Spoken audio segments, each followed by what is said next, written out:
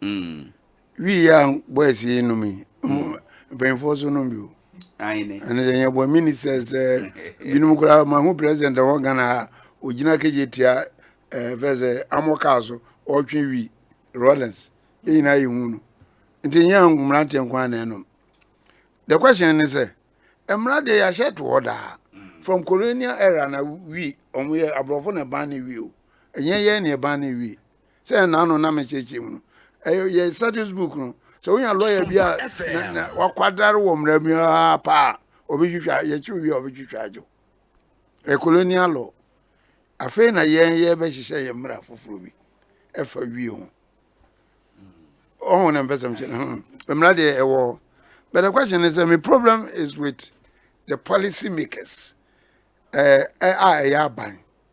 introduce BB to say, who they can fly kite? Kite, yeah, I be an colade, a maso, na a tweet is on my motor. Who they can fly kite? No, now what to a month for any say, a man also say you legalize marijuana, but that type of marijuana you legalize. No. A recreational marijuana, a industrial one, a medicinal, near Sayare. No, the component a woman is 0.02. Pneumonia, no, 65-75. Near Yabet Yadi Babano, Yabedian or Ghana. Unum Uncle Macora, Oshi Uncle Macora, when is and your way.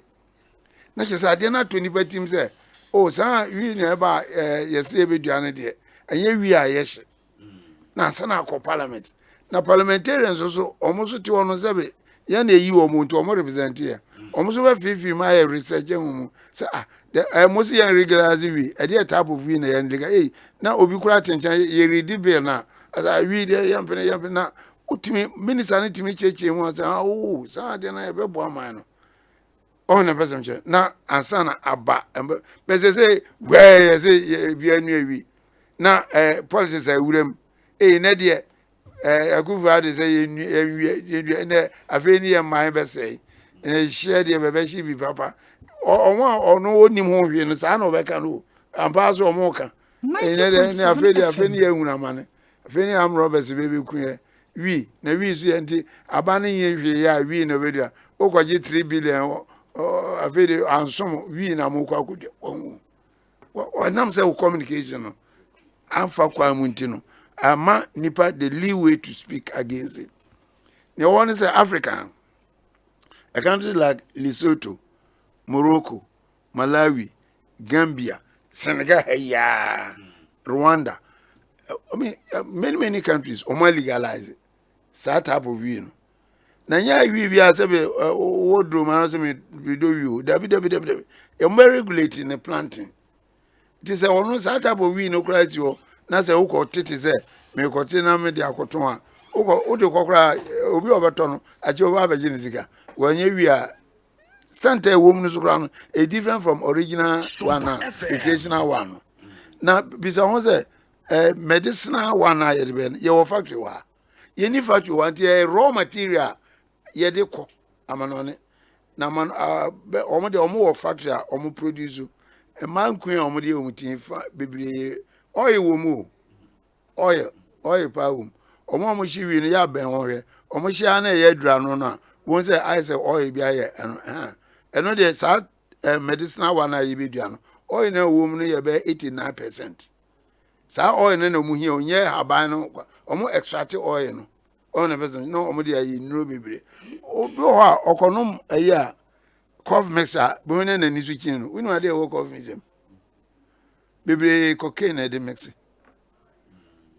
ye wo cough mixer bi wo ha emrante na se na mu use o tramadol na twemu o to cough mixer na one bottle ni na no de gu ani those wow o de gu manu do no anom ni na no ato bottle na atwe wa high on na person je e dey na wo mu a mo high nka cough mixer de wo no ma high side there is a medicinal component bi a unim ade ayede ye na on say bibi o e friend no factory secret bisa ho say adana nka omo produce bi anyina omo nye ti say gold ana omo nye club and I want to say star, and I other be an eagle because more factory secret. Scientists now we mixer no, him. It is obi a cough mixer no name the secret out the now my more example. Yes, students no. Yeah, me my science, but more science laboratory. We say cough mixer be all. The very purple violet. Purple violet, 90.7 FM. Students let me the 15 more. It was say, unuma one. So, unum niti say, niti near the 2000. Unum baby, una. Yes, so ye pesa ye that because ye final year students. The pesa ye need to need this ye mining. So, and a friend mining. If you walk around, we are mining and showing bucket is you are now nice. Now we be saying now no George now no as of for there's a George now coffee say we coffee na yemfa sugar gum now the nchina gum na one on purple violet ni tini eminu tu ah o da be say my